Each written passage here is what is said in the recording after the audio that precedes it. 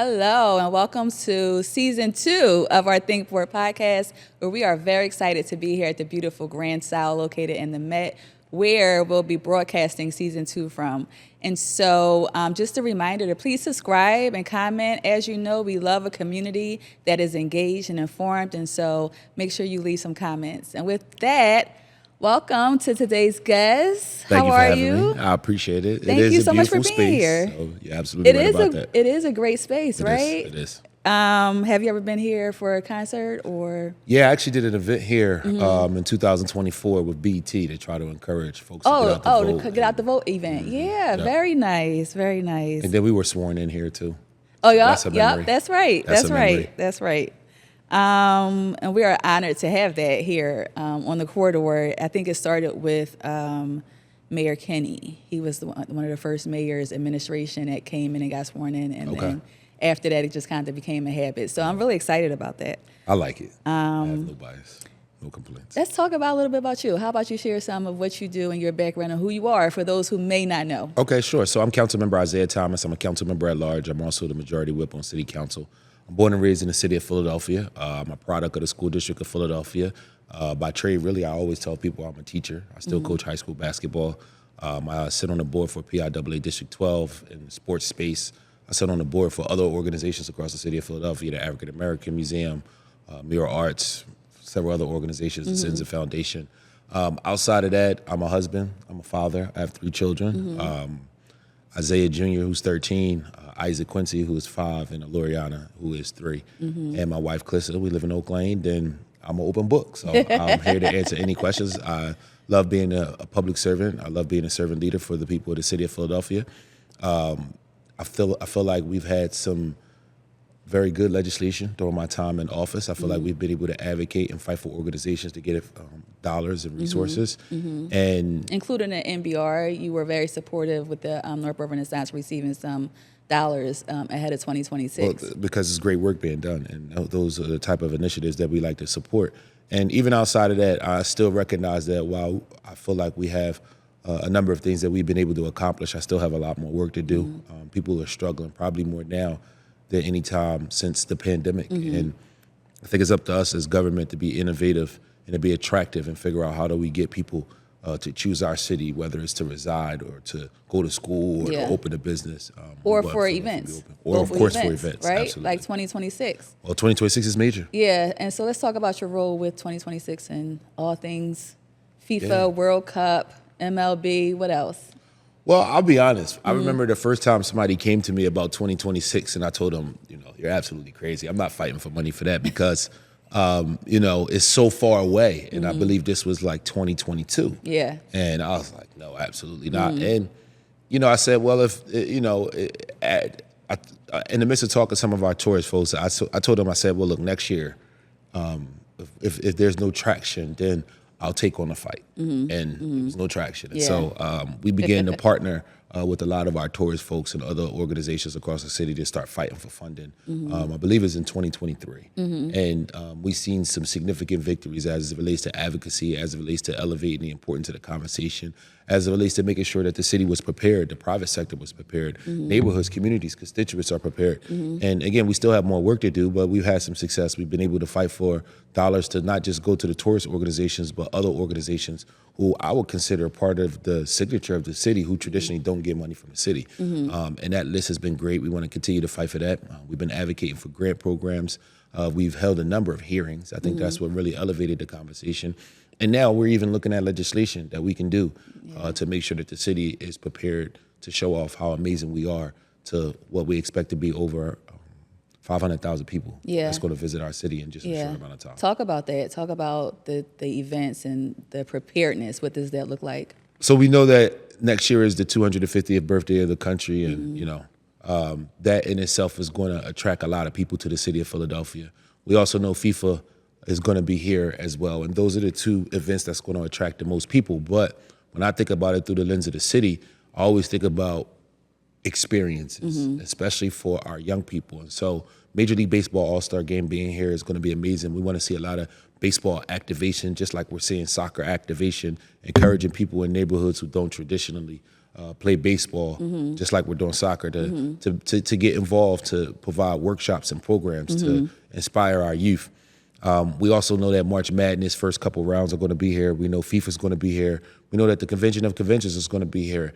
And then we also know Philadelphia has its own flavor and culture of great things that we do, and we want to invest in those things, whether it's Wow Wow Welcome America or the Black Star Film Festival. These are things, Adunde, all these things are things that are part of the staple of our city. Yeah, absolutely, and more. Yeah, you're right, Summer Broad and more. And so these are amazing things that's a part of the staple of our city. And we wanted to make sure that resources were provided to them as well, too, so that they can show off their best self. Because for us as a city, when I think about it through the lens of government, this is an opportunity to welcome a lot of our city to for the first time, but we don't want it to be the last time. Right. And so while they may come for a FIFA or a Major League Baseball All-Star or to celebrate the country, we want them to see our great restaurants, participate in our amazing festivals, and be a part of some of the things that's the fabric of the city of Philadelphia. And with all that being said, we still want to see neighborhood activation. That's we right. still want to see communities and constituents given a platform and an opportunity to be able to take advantage of what we expect to be over $70 million going into the private sector with an overall impact of over $1 billion to the region. And was that the shift that made you say, okay, let me be the advocate in this space? When at one point you was like, absolutely not. Like, what was that shift? Did The you see sense that of urgency opportunity from the private sector? Okay. I don't think it was an opportunity. I think it was more desperation. I think that folks sold me on the fact that if we didn't step up right away, that we would miss an opportunity that we would never see in our lifetime. And so it wasn't necessarily about an opportunity for me. I think it was about making sure the city was prepared. You got to think from a municipal level in 2023, there's a lot of shaking up in government, right? We're getting new council president, we're getting a new mayor. And so for some of us, there was some level of consistency while a lot of people were dealing with transition. So sometimes these things aren't anyone's fault. We're not saying somebody specifically dropped the ball. But in the midst of transition, and while people are prioritizing a lot of different things, we needed some level of consistency to make sure that the 2026 advocacy and preparedness initiatives were happening. And we were happy to be a part of that support system. By no means will I say it was all me, because I'm no expert in this area. But as a legislator, I just decided to partner with folks and use my platform to be able to fight for what folks who are much smarter than me felt like we should be doing as a city. Yeah, and so from a preparedness standpoint, how is the city moving forward to make sure that we're prepared, but also, to your point, that neighborhoods experience this celebration as well? So the mayor's priority has been invested in neighborhoods in general. And so what we've tried to do is partner with a number of different people to put resources in areas and neighborhoods so folks can take advantage of what's going to happen. There's a number of blocks that the mayor have already identified that are going to receive resources for activation. We also have a grant program that we're working on that organizations and thought leaders can apply for to curate different events. We also have already allocated a number of dollars to deal with public safety stuff. And there's a number of different bills and legislations that we're looking at to either provide tax credits to restaurants that hire Philly-based artists, restaurants and hotels, issues around public safety and security and basic training that's going to be required. We're also looking at different issues around Airbnb, and I think maybe we can use your help with this one because we want to know from constituents, are you staying or are you leaving? Yeah. And I think that if I'm a homeowner and I decide, you know what, I want to spend June traveling the world and I want to rent my house out, I should have the right to be able to do that and still remain eligible for programs like Loop and Homestead. This is an anomaly. It's a situation that we don't see often. And so what we don't want to see is any unintended consequences where homeowners and residents are looking to possibly rent out their house while traveling in 2026. And that put them in a position where it can cost them on their real estate taxes. So these are some of the things that we're still exploring. And also, how does that look like for the quality of life for the residents? You know, and that's a big challenge with Airbnb in this space of Airbnb conversation is how do you provide the opportunity and balance it with quality of life so that now residents that maybe do decide to stay aren't dealing with unruly guests in this space. So what you're giving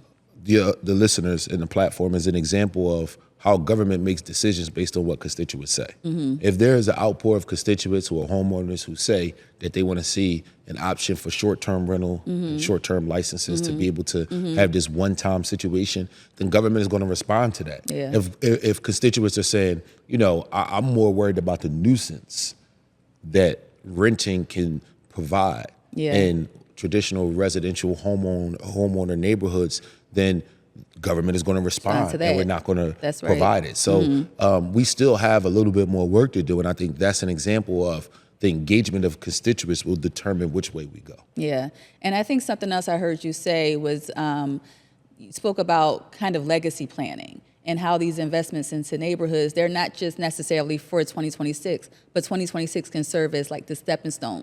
Can you talk a little bit more about that? So our theme in our office is 2026 and beyond. When we talk about 2026 in my office internally, we talk about how can we use this as an opportunity and a platform for people who both live in our city as well as those who come to our city to be able to take advantage of the moment. And we think about different industries that we're trying to invest in next year and hope that those industries become a lot more attractive to people when they're thinking about where their homes should be. So everybody knows that Philadelphia is a city of eds, meds, and beds. We do well with that. But when you think about how the economy is changing, right now we're doing a podcast. Content creation is a big thing. Gaming, tech, arts and culture, music, film, all of these industries are industries that they're moving and they're moving rapidly. And unfortunately, as a city and even as a Commonwealth, we're behind. When I think about what's happening in New Jersey with the film industry, when I think about what other folks are doing as far as providing tax credits, as well as providing different opportunities to get funding for startups who specifically focus on specific areas.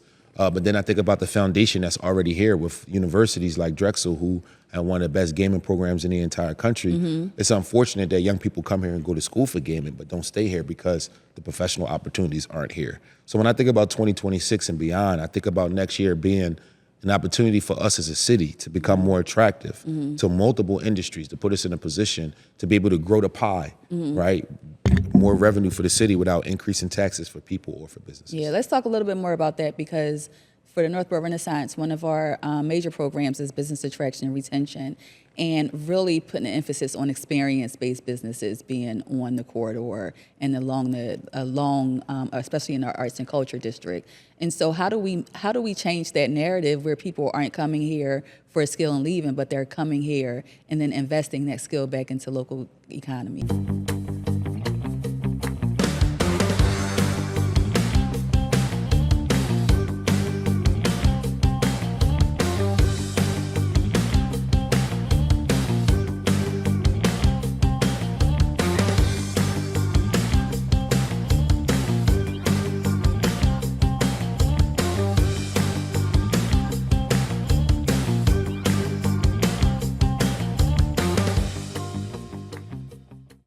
We change that narrative by getting them here. And anybody who understands business is always going to look at their bottom dollar. And as long as it's more attractive financially to be outside of the city, that's where people are going to be. It's as simple as 1 + 1 and 2 + 2. We don't need to get fancy because we already have all of the culture stuff that people want. We got the best restaurants. We probably could do a little bit better with our nightlife, but we're getting there.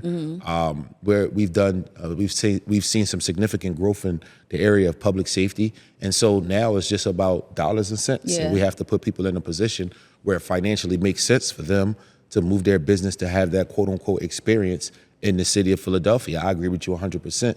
Retail is not what it used to be. So when we think about what does a corridor look like, it has to be something that attracts people there for a specific reason. Again, we do great with food, but when you talk about an experience, public safety is a part of that conversation. And we've started to curve that. That's right. But then now it's about money, right? I want to make sure that it's something, whereas though if I'm going to invest a lot of money in this business being here, because that's what an experience does. I'm going to get a return on that investment. There you go. Yeah. And so how do we leverage 2026 to make that happen?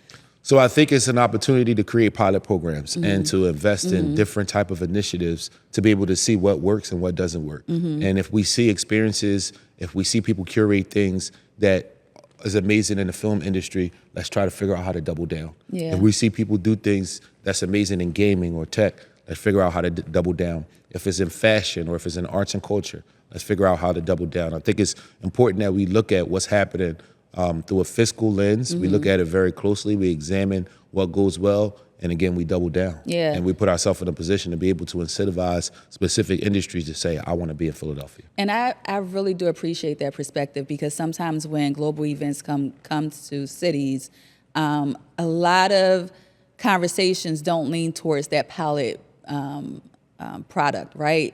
They want something that's already sustained, something that's already working. But this is, to your point, this is a great opportunity to pilot something new and see what works and see how we can leverage that moving forward. We could walk and chew gum at the same time. That's right? true. We've That's invested in Black Star Film Festival, Dunde Festival, other things, Wawa Welcome America, other things that happen on an annual basis. We understand that that's a part of the fabric and the DNA of the city, but at the same time, again, the idea is to grow the pie. We want to think about 2026 and beyond. So what we have is amazing, but what we have isn't enough. We need more. Yeah, and then for organizations like the Northborough Renaissance, right, we already have a summer abroad in place, and we already have key events. And one thing that we're going to pilot for 2026 is our Music and Morsels initiative, where we want to bring foot traffic to the corridor, because that's key. And we know that there'll be people here in 2026 that will need things to do, even outside of the sporting events. Absolutely. And so how do we create that experience? Now, one thing we know that we have the experiences. We have the Met, right? We have key businesses and great restaurants that are coming to the corridor. But what does the on-the-ground experience, foot traffic, look like? And that's what Music and Morsels is going to work to shape. And then how do we leverage that so that can be something ongoing, so that our businesses and our communities can feel that and experience that every single year? And so in speaking about the lasting benefits for neighborhoods, and making sure that this is not just a spotlight moment, and I love the investments that I'm seeing right now in preparation for 2026. You know, when I was driving down Kelly Drive, and because the FIFA Fan Fest is going to be at Lemon Hill. And so I think that's a great example of how something can come but make a lasting impact. Because after that event ends, whatever beautification efforts are done at Lemon Hill will stay there. And don't forget down South Philly by the stadiums too, where we invested in soccer fields down there as well. That's great. I didn't know about that. I didn't know about that. I'm a North Philly girl, so I can tell you. I'm a Northwest guy. So I can tell you everything that's going on in North Philly. I can't actually take too much credit outside of being a member of City Council knowing it's happening. And shout out to Kenyatta Johnson in South Philly, right? Absolutely. But the question that I have, and I wanted to know how do we work to fix this challenge in a sense, is that even around Lemon Hill, that's fantastic. And I'm waiting to see, I don't know if this is not going to happen, but you know, the Girard Ave Bridge is right there. And if you ever driven the Girard Ave Bridge, you know it's not the best, safest, or prettiest bridge to drive across. The Girard Ave Bridge is the connection between North Philly and West Philly, right where the zoo is. One of the best views, in my opinion, of the city. But traffic-wise and pedestrian-wise, it's just like, it's not good. And right around the corner are the improvements taking place at Lemon Hill. And so I'm wondering, like, is this going to continue? So now that we can at least have like lines on the ground and Girard, like, is it going to stop? And I think that's going to really put a certain perception in people's heads if we miss that opportunity to connect those dots. So I can't speak to that sense. because that's more like the district council person's role with the planning committee. Let's pause there and let's talk about the difference, because I don't want to assume that our audience know the difference between at-large and council and district. So can you talk about that for a little bit? So the at-large council members are people who represent the entire city. There are 7 of us. The district council members, there are 10 of them, and they represent a specific area.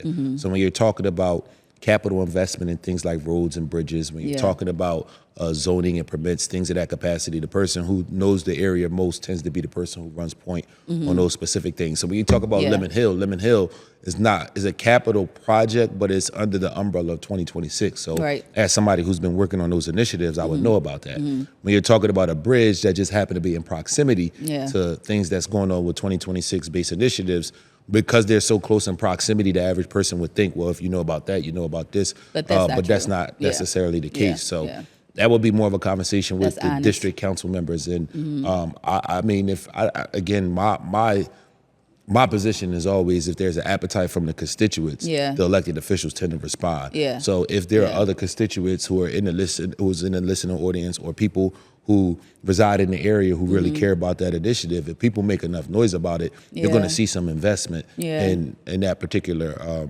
capital concern. Yeah. So And like I said, I don't know if yeah. it's not in the plans. I'm not sure. Yeah, I'm not either. Yeah, And I I'm don't not want to just sure. make stuff But up I and think say yes or no. And thinking about going back to lasting community impacts, I think that's a perfect example.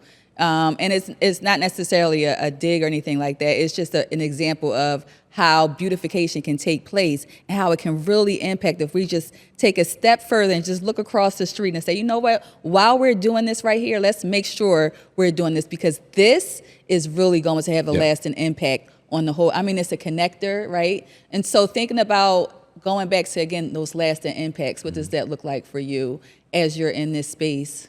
Well, in theory, the example you gave, I agree with. And I think that if you can see that type of activation in certain areas, hopefully it inspires activation in other areas, especially when you're talking about capital investment. So I agree with you 100%, and I'm hoping that that's something that comes out of next year.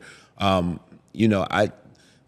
many goals, so many objectives, but I always think about that young person who's going to be inspired by meeting their hero. And that moment, puts them in a position where as though they can change the world, and there's no real way to measure that impact or that experience. But which goes back to the soccer and the baseball initiatives and that exposure to the young generation. Because there's so many things happening, right? Somebody's going to call the Met and say, I want to do a concert there next year, or I want to do a performance there, I want to do a play there, right? And so when people see amazing things happening in a great city like Philadelphia, it only inspires other people to be a part of some of the great stuff that's happening. So it might not even be an event that's already planned. It might be something that's not even planned yet that happens, where a young person gets an experience that inspires them and changes their life forever. And I think those are the type of things that, to me, makes it a win. From the perspective of government, we're always going to think about the economics and what we can do to mobilize and activate people, what we can do to attract people and retain people. That's just how it works. That's how we think. But just as a guy that's born and raised in the city of Philadelphia, that remembers, being a kid in high school, meeting Allen Iverson for the first time, those things, they really have a significant experience on your upbringing. I agree. And I think about even something like Unraveled, right? We'll see the first professional women's basketball game in 2026 that a lot of people have ever seen in Philadelphia since they were born. And while that might not be the biggest money maker or attract the most people, who knows what female athlete it aspires to go on and be greater than anything that we ever imagined that particular athlete to be. That's so beautiful. It's so many different things happening. I'm very excited. I didn't even list them all, right? I just thought about Unrivaled while I'm wearing a hat. I bet should have started talking about Unrivaled. But there's so many things happening, and there's so many experiences that Philadelphians are going to be able to have. And then for those who don't want to be bothered, that's an option too. Right? We want to make sure that it's done in a way where as though communities won't be impacted to the point where as though it becomes a nuisance. One of my hearings is going to be around traffic, to make sure that we're thinking about traffic the right way, because we're struggling with that in 2025. 2026 isn't even here yet. And so that's an important conversation that we need to have. We looked at a number of other bills I didn't even get a chance to talk about, but it's all important legislation. We feel like we will be ready, but we're not quite there yet. Yeah. And definitely feel free to use North Broad as a resource to share information about testimonies and bills and legislation that you're working on. And before we go, we always like to ask our guests the question of, what does Think Broad means for you? Well, when I hear Think Broad, I think of Broad Street, honestly. So I'm a Philly guy. So that's the first thing that's going to always come to my mind is Broad Street. But when I think about just the concept of thinking broad, it just means to think about things holistically, to see it from the top level, to think about it through the lens of the big picture. And that's always thinking about it through the perspective of the collective. And when you're a person at large like me, that's how we operate. But Broad Street comes first. Well, thank you so much. You can really see your passion here and the passion in the work that you're doing, and I really do appreciate having you in this space and having you as a supporter. Thank you for having me, and thank you for the great work y'all doing as well. Thank you. Truly appreciate it.